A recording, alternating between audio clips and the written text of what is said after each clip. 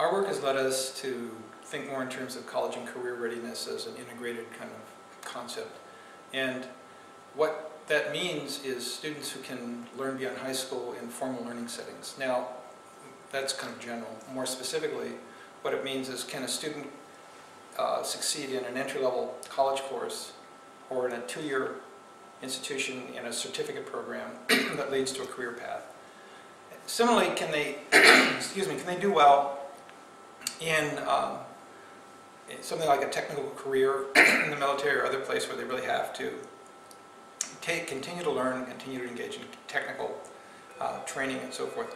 So the college readiness and career readiness for us has 4 dimensions to it. It has a content knowledge dimension, a cognitive dimension in terms of the strategy students can use, a dimension of the academic behaviors that students need to demonstrate to succeed in classes, and then a general knowledge about college, about post-secondary ed, about learning beyond high school. So each of those 4 areas has specific knowledge and skill that students must master. So college and career readiness for us means the ability to continue to learn beyond high school in formal learning settings, particularly in 2-year and 4-year institutions that lead to a baccalaureate or to a career pathway, and a set of skills that enable them to be successful in those environments.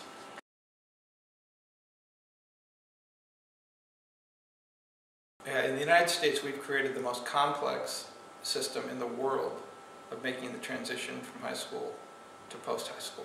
Nowhere else is it as complex, as difficult, as knowledge-intensive as it is here. And what that results in is that some people have access to this privileged knowledge that you need, and other people don't. So our students need not only to be well educated in terms of their content knowledge and so forth, but they have to be constantly given information about what's coming next, about what decisions, what the impact are of the decisions they're making further on down the road. So students making decisions in 6th grade about the math courses they're taking that'll have an effect by the time they get to college. Students, when they put their 9th grade program of study together, that'll have an effect on whether they're eligible to go on to post-secondary ed. We have to design systems that are foolproof, where students can't make mistakes, or can't make as many mistakes at least. That we create an environment where students trying to get a class with their friends so they can all have the same lunch period can affect whether they can go on to college. That's just not right.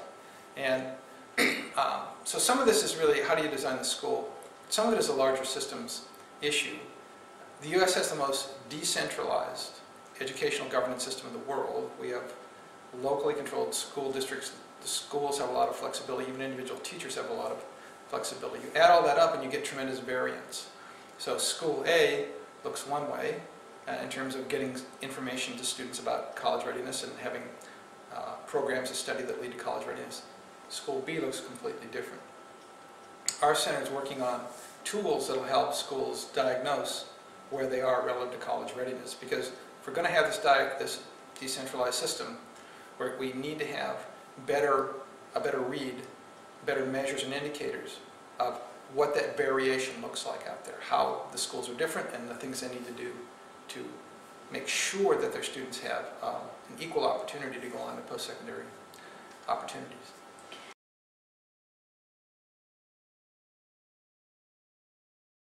It's hard to point to examples where everyone's doing everything right.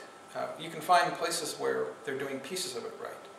But as I noted, it's such a complex model. We've created such complexity and the need for so much information that almost no one gets it all. The places that seem to do the best are ones that focus on college and career readiness as the sole purpose of high school. The problem is the typical American high school was designed to be comprehensive. In other words, it was supposed to meet all students' needs by offering differing programs to the different students.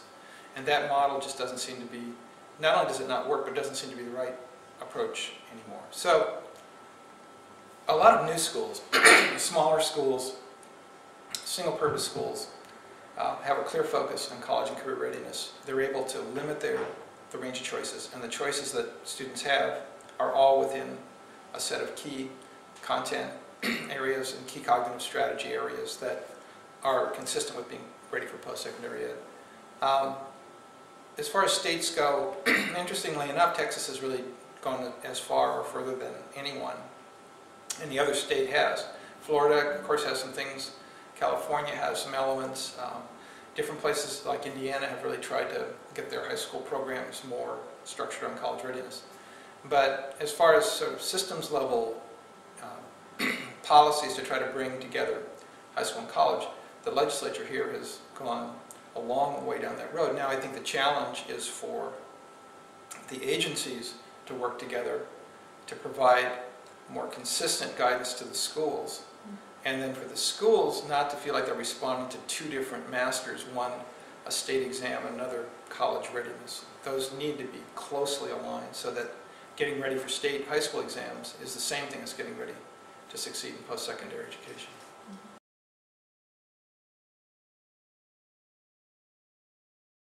States right now don't have really good measures yet that parents can just sort of look at and know. So right now you're left more with looking at your students' syllabus. Does the course have a syllabus? Does it lay out what's going to be learned? Does it show how it's going to be evaluated? You have to look at the kind of work the students are doing and see, do they have homework of the right type? Is it challenging enough? Do they have the right opportunities to take some college courses while they're in high school? That's as good as you can do right now. Hopefully what's going to happen is the end-of-course exams will be designed in a way that they capture more complex information. Those are the new ones that TEA is working on. I don't know that that's the case, but the hope would be that those exams would be more clearly aligned with the Texas College and Career Readiness Standards that the coordinating board has adopted.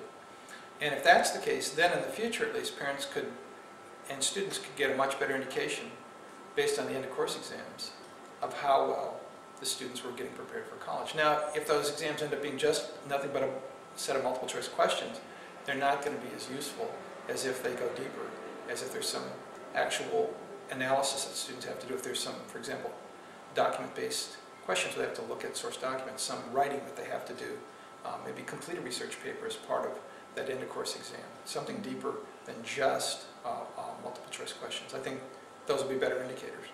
If it's just multiple choice answers, it'll still give you some information, and so it'll be better than the current test, which was really designed as a basic skills test at something pretty far below college readiness.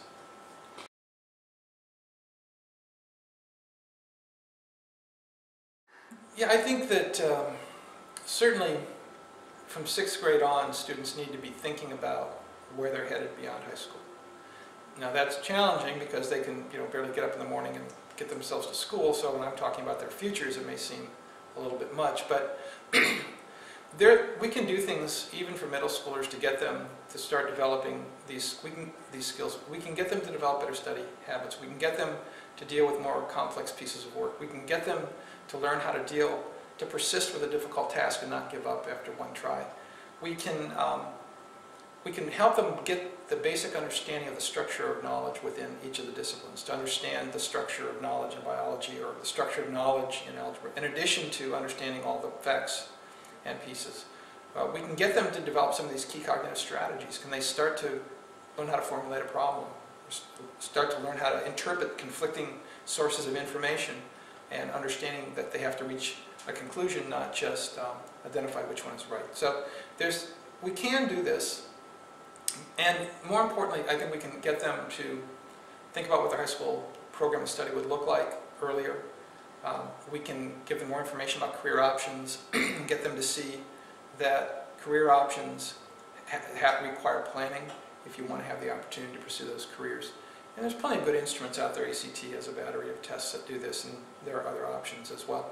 The more that we can introduce the information, the college knowledge, gradually each year, and let that be cumulative, let them do little explorations and increase their understanding, and make college real to them earlier, the greater the likelihood is that they'll do the things they need to do to prepare. If we wait until the junior or senior year, it's too late, and students really aren't ready at that. I mean, they can't be made ready in 6 months or 6 weeks.